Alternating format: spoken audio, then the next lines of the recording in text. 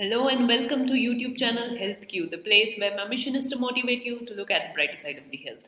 As always, I have made a lot of videos on Bell's palsy, but I thought that I have made a very important video which I have absolutely missed out, and that is what exactly is Bell's palsy and then overall big picture of Bell's palsy in general. So that's why I decided to make this video where I will be explaining you in detail what exactly is Bell's palsy. So, want to know that? Make sure to watch this video till the end. Let's begin. So, friends, Bell's palsy is basically a neurological disorder. Also, you can say a peripheral neurological disorder where your seventh cranial nerve, or is the facial nerve, a nerve which is responsible for your facial expression, gets injured. And due to this injury, there is paralysis on one side of the face. This injury to the facial nerve happens due to multiple of reasons, but this basically the pressure causes the injury due to which the face gets paralyzed and you are not able to move your face properly. So now the question arises, why does Bell's palsy happen? Now there are many causes behind Bell's palsy. The Bell's palsy cause can be as simple as a common cold exposure, and sometimes due to unknown cause also people get Bell's palsy. But along with that, stress and anxiety, upper respiratory tract infections that happen due to viral causes, viral infection where your bacteria and viruses like herpes simplex virus attacks your ears. At that time also you develop Bell's palsy, but at that time it is called as Ramsay Hunt syndrome. Along with this bacterial infection, otitis media, diabetes, hypertension, high blood pressure, injury, toxins, Lyme disease, Guillain-Barré syndrome, sarcoidosis, myasthenia gravis, multiple sclerosis, third trimester of pregnancy are some of the condition which I would list out and say these are the condition which could lead to Bell's palsy. So, as you saw, there are many reasons why a person gets Bell's palsy, and that's why it's very important that a therapist or else the doctor whom you are consulting is able to identify the cause behind this, and this is only possible by proper clinical examination and proper investigation. Now, Bell's palsy leads to many disorders or symptoms which are very weird and make life of a patient difficult. Some of the common symptoms that a person basically experiences when he suffers from Bell's palsy, and among that, the first one would be the lack of facial expression. Facial expressions such as smiling, squinting, blinking your eyes, raising your eyebrows, making the frown, puckering, smiling, all this kind of facial expression, which are part of our day-to-day routine and the part of our expression, our communication gets impaired due to this. Along with that, sometimes patient loses the feeling of the face. They feel that this side is not adequately moving, and especially when it comes to sensory part. So your frontal tongue or front part of your tongue gets or else loses the sensation. Headaches are common during Bell's palsy. Patients get watery eyes due to improper closure of your eyelids. Sometimes patient experiences drooling as the mouth is not getting closed properly. There is loss of taste sensation in front part of your tongue. Along with that, the person is very hypersensitive to this loud noises. So even a small noise is not tolerable and it affects and irritates the ear, which is again a very common issue or symptom that a patient experiences during Bell's palsy. And last but not the least, the patient is not able to close the affected eye. So these are some of the common symptoms that a person will experience when he or she suffers from Bell's. When I talk about investigation, history taking plays a very crucial role. It's very important that your doctor or else your physical therapist, whoever is treating you, should know in and out about your history, like what exactly happened when you got Bell's palsy, what were the symptoms that you experienced during the onset of Bell's palsy, and what were the experiences that a person or as a patient you were going through when you got it and after few days.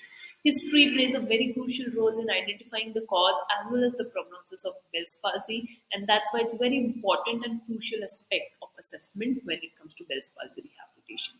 Along with that, clinical examination is equally important. In clinical examination, basically, physiotherapist or doctor tries to identify the area of weakness, the symptoms that are present, and also try to identify the cause behind it.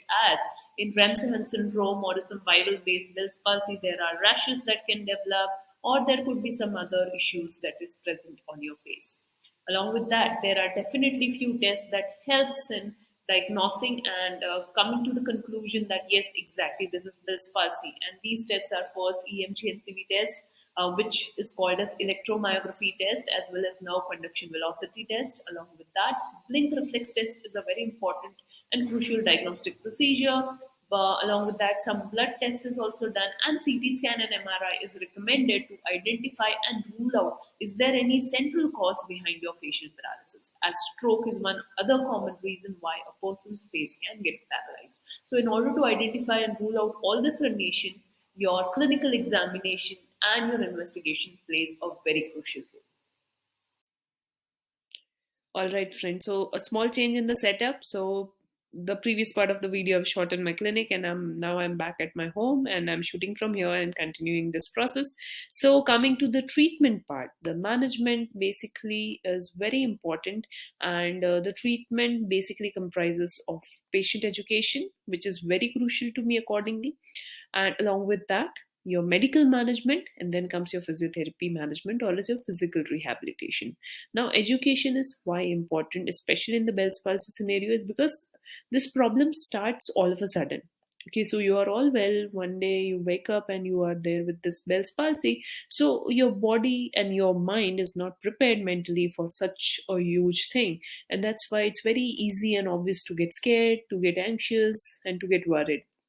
And when you get educated about the problem, that's when you get that sigh of relief that yes, you can get better and there's a lot of possibility of recovery. So that's the reason patient education plays a very crucial role, and I believe it's one of the very integral part when it comes to management, not only of Bell's palsy but of any other disorder. Along with that, in medical management, taking medicines in the first 72 hours is very important.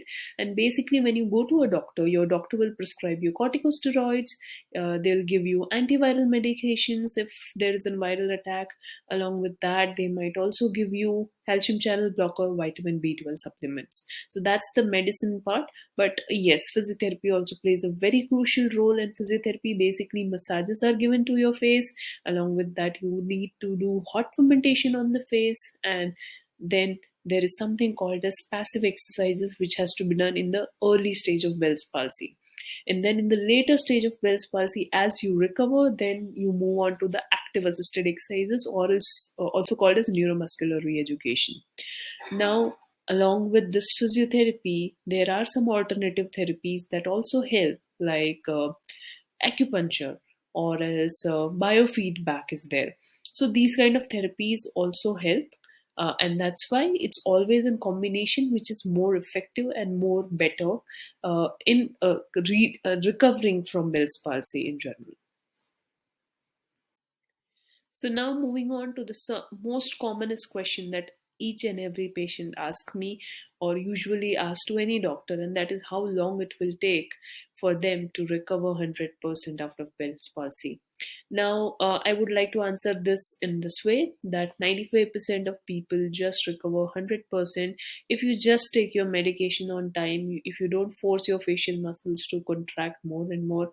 If you just do that, then you don't need to worry. Gradually, your movements will recover. But 5% of people who have got major nerve damage due to a viral infection, or is prolonged compression on the nerve, or is some other reason like tumors or injury to the nerve, at that scenario, there are chances of longer recovery time. And whenever there is longer recovery time, you are prone to develop an associated disorder which is called as synkinesis. So when synkinesis kicks in, um, to be very honest, in research papers, it shows that synkinesis can be reversed and completely, recovered. But practically, that's not absolutely possible. There is a certain level of residual that is always left, unfortunately. But with the help of therapy, what we try to do is try to help patient to minimize that synkinesis effect and encourage movement as much as possible. So ideal recovery time for Bell's palsy is 90 to 120 days, but some patients might also take longer, somewhere between 6 months to 1 year, to recover absolutely from this.